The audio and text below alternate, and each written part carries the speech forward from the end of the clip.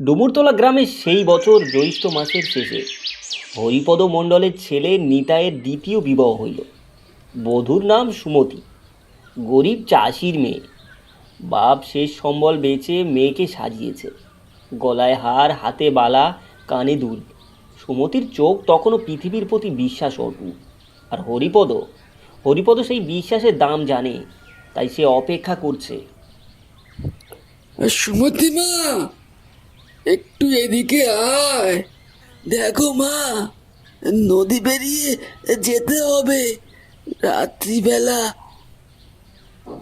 তোমার গায়ে এত সোনার গয়না, এই যদি কেউ দেখে, এ তো লোভ সামলাতে পারবে না।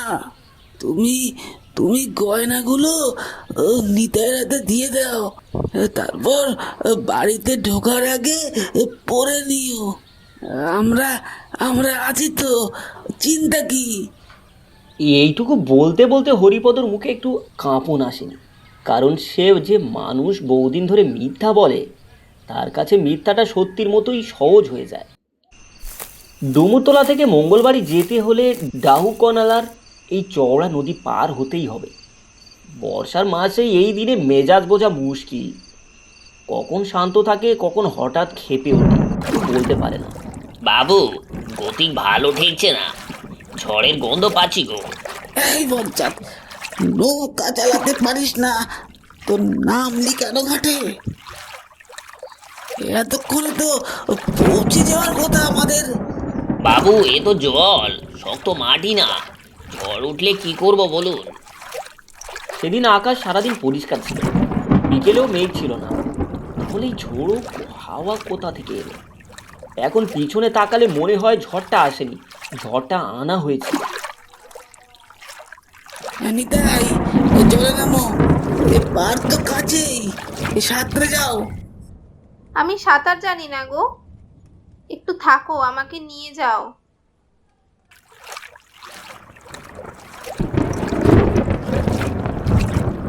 এ, গয়নার তালি ঠিক আছে তো? বাবা গেছে, জলে গেছে। কি করলি তুই, কি করলি?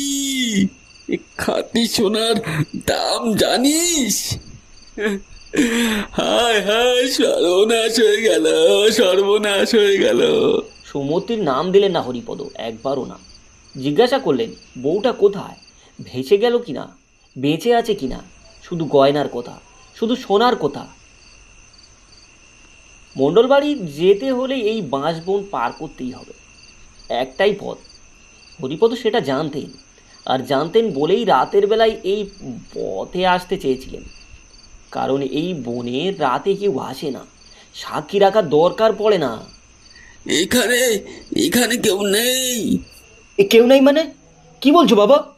মানে হইল, সুমতির বাবা 30 ভরি গয়না দেওয়ার কথা ছিল, দিয়েছে মাত্র 10 ভরি, সেটাও জলে গেছে। এখনো যদি সুমতি কোনোভাবে বাড়ি ফেরে, আরো 10 ভরি আনতে বলতে পারবো। রাজি না হলে এই বনেই। নিতাই প্রতিবাদ করলো না, এই কোথাও একটি কথাও বলল না, কারণ নিতাই জানতো এটা কোথায় যাচ্ছে। আগে একবার গিয়েছিল, ঠিক 1 বছর আগে, ঠিক এই বনে।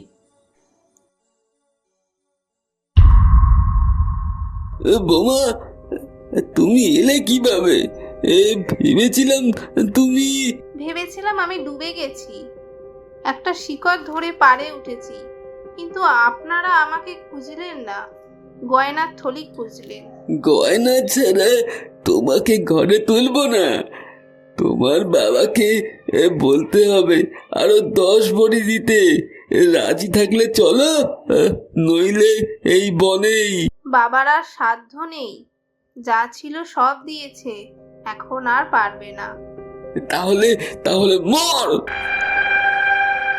ঠিক এই কথাটা ঠিক এই জায়গায় ঠিক 1 বছর আগেও বলেছিলে। কি কি কি কি বললে তুমি? এই মাঝি সেই রাতেও ছিল, তারপর তোদের কাছ থেকে টাকা নিয়ে চুপ করেছিল। আজ আর চুপ থাকবে না। আমার বাবা গরিব চাষি, হরিপদ 30 ভরি চেয়েছিল, বাবা পারেনি, তবু যতটুকু পেরেছিল দিয়েছে।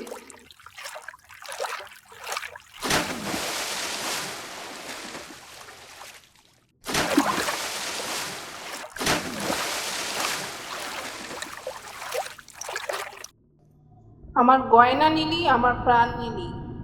বাবাকে বললি মেয়ে নৌকাডুবিতে মরেছে, মাঝিকে টাকা দিয়ে চুপ থাকতে বললি।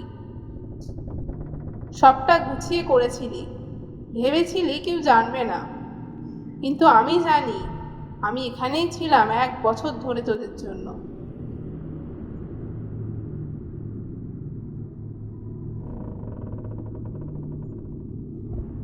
তুই জানতিস আমি সাঁতার জানি না, তবু হাত ছেড়ে দিলি, একবারও পিছনে ফিরলি না। যে বউয়ের হাত ছেড়ে দেয় জলে পড়ার সময়, সে ক্ষমার যোগ্য কিনা তুই নিজেই বল। মাগো, আমি আমি ভুল করেছিলাম, লোভে পড়েছিলাম। তুমি তো আমার বৌমা ছিলে। তুমি কি পারবে আমার শ্বশুরকে এভাবে এভাবে? শ্বশুর হয়েছিলেন সেদিন যেদিন বিয়ে দিয়েছিলেন, আর সেই রাতেই সম্পর্ক শেষ করলেন নিজের হাতে। আজকে সুমতিকেও এইভাবে শেষ করতে চেয়েছিলেন, কিন্তু আমি ছিলাম। কোথায় যাবেন বাবা মশাই?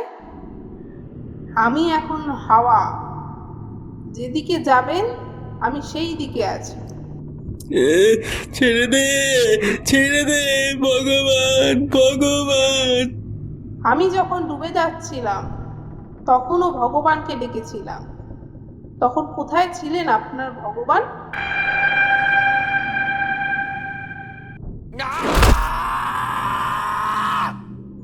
পরদিন ভোরে ডুমুরতলা ঘাটে সুমিত্রিকে পাওয়া গেল, সেই একই ঘাট। সেখান থেকে সে কাল সন্ধ্যায় রওনা হয়েছিল। সুমতি মরেনি, শুধু জ্ঞান হারিয়েছিল।